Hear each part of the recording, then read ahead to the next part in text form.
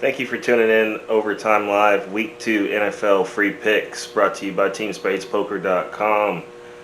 We're coming off of an exciting Week 1, full of action, full of drama, great storylines. Seven underdogs covered money line. So you had 6 favorites actually cover, but 2 teams that didn't cover. That's what's interesting about last week's schedule. So these are the Overtime Live weekly picks. If you don't understand the risk involved in taking someone else's picks, I wouldn't recommend doing so. Remember, the picks are possible to change based on injuries, COVID cases, the line movement. So luckily last week it was a lot of easy action because it was a lot of smaller spreads. This week we're going to be experiencing a lot of the same less than 7-point spreads, which has really worked to your advantage. Early on in the season, you're not seeing those big 2-touchdown, 10-point spreads. So make sure you hit that like and subscribe button. Follow us on YouTube. Hit that notification bell so you get all the updated videos. Join the Facebook group, TeamSpadesPoker.com. Is where you can book your poker party today. So thank you guys for tuning in with us. We're going to kick it off kind of fast and furious. We want to run through it in less than 30 minutes. So Week 1 was good. We saw very few major injuries, so not a lot of significance to any of the outcomes. We got to see some of the better teams matched up against each other, which showed really where they're going with the Dallas and Tampa Bay game. Very close, 2 high-octane offenses. The Kansas City Chiefs game against the Browns, I do believe the Browns are going to be better than they fumbled to in that game. So it was interesting. There was 3 money line upsets on the road. So you're going to see that when the spreads are only about 3 points, because 3 points is pretty much saying that it's an even game. It might as well be a pick 'em, but that field goal is the best they're going to give it to. So first game is going to be the New York Giants against Washington, -3. The new quarterback for the Giants, he's still in, it's only his sophomore year. We're expecting to see a lot better results for him. The quarterback for Washington went out, so now they're going to be replaced with this guy Heineke, who had a touchdown against the Chargers, but that's just not going to get it done. This might be New York's only win this year, but I do see New York getting this done as the first underdog on the schedule. 3 points is plenty to take. Second game is New Orleans against Carolina +4. I like Carolina +4. Jameis Winston, it might have been a fluke. I mean, he's known for throwing that ball. Nobody ever said he couldn't throw the ball, but this might be that part of his game where you see him throw all these interceptions. So Carolina's clearly the better team. I think Christian McCaffrey's back healthy, looking the way we expected to see him. So I do think Carolina +4 at home. Another dog probably going to take it down. I still don't believe in Sam Darnold though, so 4 might be one too many. So if you push that down to 3, it'd be nice. Next game is going to be Houston against Cleveland, -13. It's one of the biggest spreads in the season so far. The Browns looked good last week. People are sleeping on Houston. They think they are out of whack. They don't know what they're doing, but they still have a veteran quarterback, Tyrod Taylor, who can get the job done. They're going to get props for that battle that they had with the Chiefs, which left, Baker Mayfield on the ground crying. But I think the Browns will get this done. But I don't know about that 13 points. Might be a little bit too much. If it goes up to 14, it'll probably be a lot. I'm going to take Houston plus the points. Tyrod Taylor's playing with a chip on his shoulder. The whole Deshaun Watson, J.J. Watt leaving Texans is really going to impact how they perform. Probably their overall culture. This would be a good time for them to change their direction. But they don't have a running back, man. They got 3 different starting running backs out there. Nobody knows who's going to get what plays. So, let's see how that goes. Next game is going to be Cincinnati against Chicago. Chicago giving up 3 points at home. Cincinnati's loaded with talent. Got to have dogs on the ticket, Got to have them. So I guess we're just going to load up the first 4 bets with all underdogs. I'm going to take Cincinnati +3. I thought they showed out better than anybody expected them to. Burrow did play better than I thought he would play, especially coming off of the serious injury. Chicago is a disaster. Andy Dalton's cursed. As long as they keep letting him come on the field, they're going to be likely to be losing games. might as well move on Justin Fields, and if that doesn't work, they can move on to the next guy. Next game is going to be the Las Vegas Raiders against the Pittsburgh Steelers. Steelers giving up 6 points. Las Vegas inconsistencies are going to show throughout the season. They don't even believe in themselves. So even after that great Monday night game against Baltimore, I think Pittsburgh's still elite AFC, and they got great coach, a lot of weapons, veteran quarterback, superstar rookies on the field.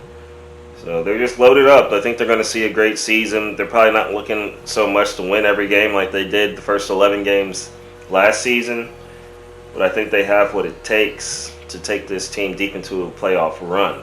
So I'm not really worried about Pittsburgh losing too many games this year. The 6 points they're trying to give is a little bit insulting on both sides, so I'm pretty sure taking that as a lock. I think Pittsburgh blows out Las Vegas, and Las Vegas makes a late run like they do and makes it closer, but it'll probably be too late by the time they do that. The next game on the list before a break is going to be the Buffalo Bills against Miami. Miami's getting 3 points.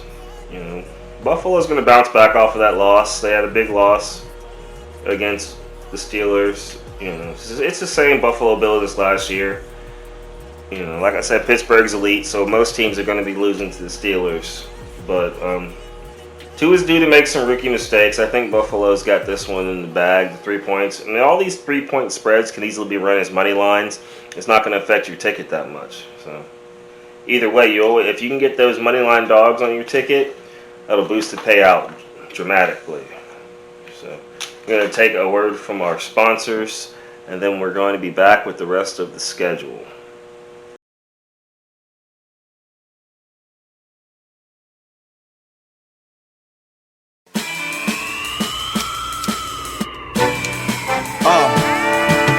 Rolling up the grass, living better than the niggas that I used to look up to. I can show you why they come up. Yeah, I came up from the gutter to a condo out in Hollywood where the weather's good and the party's always popping up on somebody and dropping off some treat. I mean, I got enough to go around, everything for the free, so you ain't gotta smoke on me and my homies down to go to any one town to get this paper. I swear ain't nobody do me no favors. Twisting up the medicine, shitting on my competition. Easy parts forgetting, but the hardest part's to try forgiving niggas for mistaking me or thinking I was the one to wait, or thought cause I was young that I'd be dumb. And nigga, what you made's a photographic memory. Now look at my wife, she got a pornographic figure, and my autograph is bigger to your nieces and your nephews than yours ever was, not to mention your niggas. You caught them rapping Taylor Gang with us. Everybody good?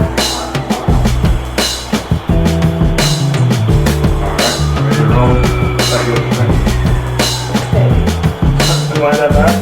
You wanted it back, yeah, you wanted to see it back. That's mine. I see TMZ cameras, paparazzi taking pictures. I spark up a J and ask them if you wanna take one with us. Main man, ain't nobody make a nigga. About to book a flight to Vegas, trying to take one with us. You niggas too small, dog, me I'm thinking bigger. Critics comment on how I'm smoking weed and drinking liquor, or how I was nominated but not the winner. But you should. Yeah, nigga, I'm up in the air, nigga, and the shit that I got here, so I need to wear, nigga.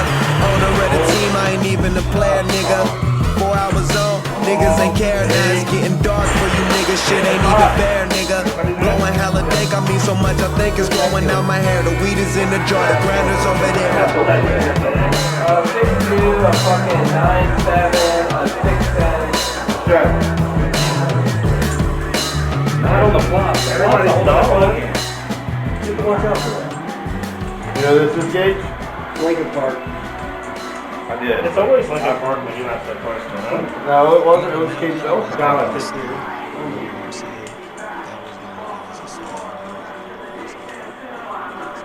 You know what CD this is off of, Russ?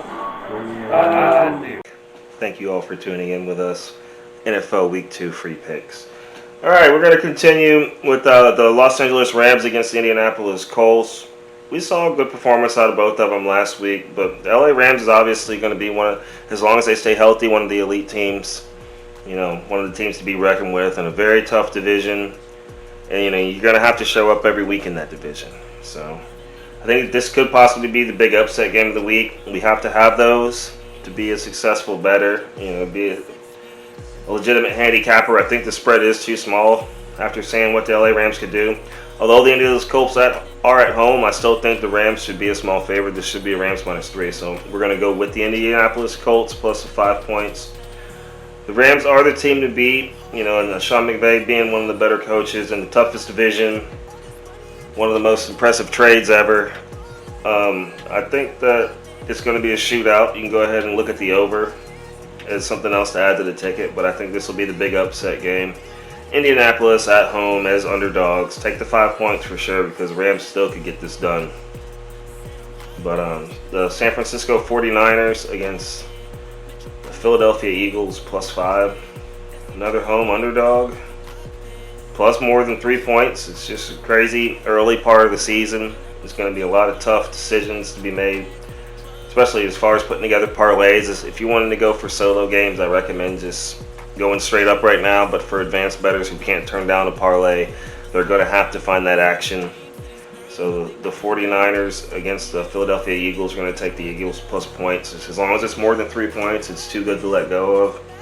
We see last-second field goals every single week, so we know the possibilities. Philly has a big home field advantage here. Jalen Hurts is a beast, of course, and the 49ers are dealing with injuries and quarterback decisions that they're still trying to decide who they're going to lead on the rest of the season with. So we're going to take the Eagles +5. Next game is Denver against Jacksonville. Jacksonville is a home favorite finally, minus a full 6 points, not a full touchdown and an extra, but 6 points is impressive enough for a home favorite. Against Denver, I love Denver. I love Teddy Bridgewater. I think they got a great wide receiver core. Von Miller's back. He had 2 sacks this week. And I think that Denver is the pick here, man. I would money line them, But we're going to see. We're going to see how that goes. It might be a typo on the paperwork. I don't know. It's really shocking to me. Jacksonville's too desperate and rusty, trying to make things happen. I think Teddy Bridgewater has got a chip on his shoulder, and Jacksonville's trying to sign Tebow. So obviously they're desperate. Anyway, next game is going to be the New England Patriots against the New York Jets. Big time divisional game. A famous person told me to always take the division dogs, but this is one of those situations where I'm going to have to roll with the Patriots. Coming off of a loss, might be too many points. The Jets are getting 5.5. I'm going to take New England and give that up. Belichick won't lose twice, in the division specifically. And Mac Jones is coming around. I think he's going to be one of the elite quarterbacks in this league. So the next game is going to be the Minnesota against Arizona game. Arizona's given up, it looks like 4 points, which is not enough. Arizona's one of the best teams in the league. Clearly impressive performance in week 1 with the 5 touchdowns. It's very deep offensively, so I don't know how anybody can really just beat up on Arizona. That's just really that East is a tough NFC division, That West, I'm sorry. The East isn't so tough. I think Dallas is going to dominate that as long as Dak Prescott stays healthy. But anyway, that West is tough, man. It's going to be whoever wins the West, I feel like is favored to win the conference every year, besides Tampa Bay. And then you have Atlanta against Tampa Bay. Big game here. Tampa Bay giving up the 13 points. It's not enough. They should be giving up 20 points. Probably the lock of the week. It'll be a blowout game. Atlanta put up 6 points last week. Matty Ice it's done. Get rid of him. Drafted a damn tight end. Trade away Julio Jones. What do you expect? Is this your rebuilding year? Because you had the chance to draft any of these elite quarterbacks and you passed on that. So Atlanta deserves what they get. And they're going to get blown out by Tampa Bay this week. I'm going to take Tampa Bay, give up the points. Next game is going to be against Seattle Seahawks. Tennessee, they let a lot of people down. They killed a lot of people's tickets last week. But against the Seattle Seahawks, they don't even compare. They're still trying to get used to this new offense. I think Tannehill's a good quarterback. I don't know if he really should be the starting quarterback. Derrick Henry had a slow first week. So Tennessee, of course, isn't going to look that good against Arizona. But Russell Wilson has weapons. He's focused. pretty much unbeatable. You know, just dangerous downfield. Russell Wilson's going to make sure that they get double-digit win on this game. Seattle -6 is a lock of the week for sure. Next game is going to be the Dallas Chargers game. That's a good game. You know, you don't want to sleep on Dallas. They'll probably win the division, like I said, but Dak's looking great. If he stays healthy, there is no limit to what they can accomplish. Amari Cooper, Ezekiel Elliott's been mediocre, but they almost beat Tampa Bay. Tampa Bay was playing good that game, too. They almost beat them. And then you got Herbert. He's still a little bit too young to be taking over that position. But it'll be a tough one, you know. But I'm going to take Dallas and take any type of points they're going to give up if they come in as underdog. Because right now they're sitting at a 3-point underdog. Could change by game time, you know. The Chiefs against Baltimore. A lot of people were thinking this could be Chiefs' only loss of the season. Baltimore definitely capable of an upset coming off of a big-time loss. I love the Chiefs' money line. That's what I'm going to take. I don't need the points, but because it's just a little bit too risky. They might win by a last-second field goal. So Chiefs coming in at favorites. I'm just going to take a money line. Might be the Chiefs' only loss, though. Baltimore's O-line struggled against Oakland thanks to Max Crosby, obviously one of the defensive players of the year candidates. Anybody's going to struggle against him, but they pulled it off. You know, it was quite a shenanigan of a show, but they pulled it off. So the last game right here is going to be Detroit against Green Bay. Green Bay coming in as a 10-point favorite. Detroit won't cover the 10. Be a close game for most of the game, but Detroit won't cover the 10. So I'm going to, you know what, I'm actually going to take that 10. I think Green Bay's struggling right now. I don't know. I don't know who I'm going to take in that game. Saints game was a fluke, obviously, so anyway. Sports betting is about information, so keep your eye on the line movement. Try to stay ahead of the game. And you know how it is.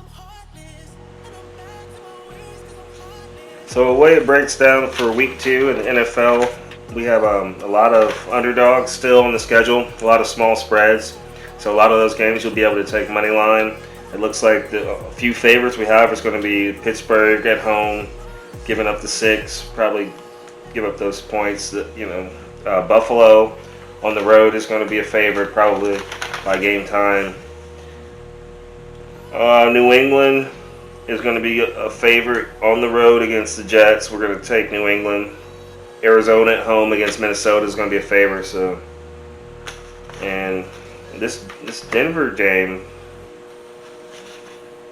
I have Jacksonville as a favorite, but I have to do my research on that one and see. I don't know, man. That's a tricky one. But Tampa Bay and Seattle and Kansas City will all probably cover their spreads if you can get them now. Seattle 6, which is under a full touchdown. Tampa Bay 13, which is under 2 full.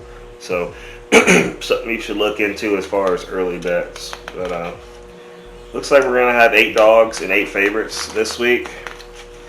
And that's if you're going to put all the games together. And if you follow us on the social media sites, we'll have your locks, your 3-game locks, your parlays, and straight up bets posted later on this week. So thank you guys for tuning in, and good luck to you.